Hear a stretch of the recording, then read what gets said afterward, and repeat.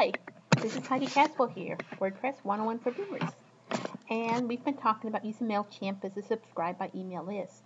Now we've already got the list set up in MailChimp, and we have a campaign set up so that when someone signs up for it, they're going to get emails of your new blog posts into their mailbox.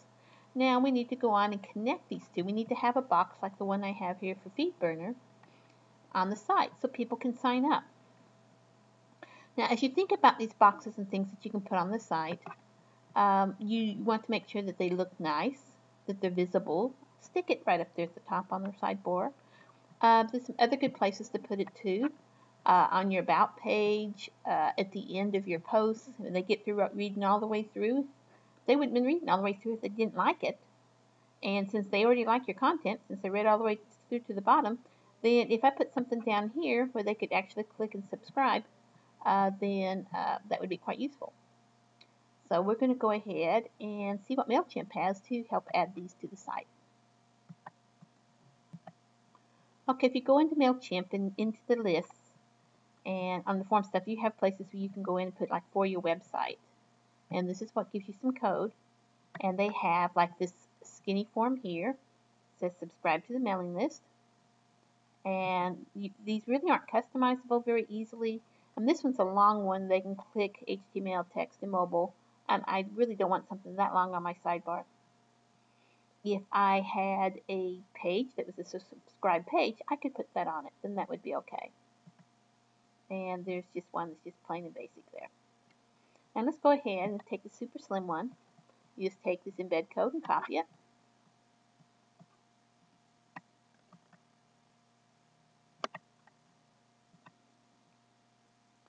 Okay, back inside WordPress, we're at the widgets. We want it on the very top that we're going to put. So what we need to do is we need to go ahead and find another text box. And we'll stick it up there. And we'll put the information in there. Save it. And there it is. It's sitting on my website. The one thing about MailChimp that I really like Aweber much more is they don't really make it easy to customize this and put the colors and things. To me, this looks very plain Jane. It doesn't really go with this. I actually like this one that I had in FeedBurner better than that one, just the plain basic one. At least I was able to have it use the different colors. Anyway, I'll have to go ahead and tweak it before I use that one. But just out of the box, that's how it looks. And then, of course, you could use the other ones in there, but that's probably going to be the better one to go on the sidebar than the other two.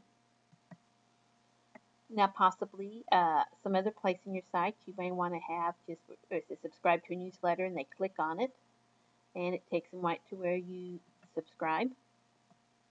And that works too. And this is what they'll get. I went ahead and edited it. So this is like a subscribe page. The subscribe page is on a MailChimp's sites list manager, not on mine.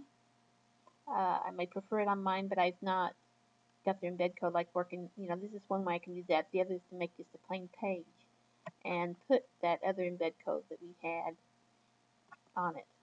So that way, if you might have a subscribe page, and you can take these boxes and put those inside it. It should give you information. But you do want to put some information, whichever form you use as a subscribe page. And I would have the little box that they just put the email in and put submit on the sidebar, and then possibly some links to subscribe page and have a subscribe page.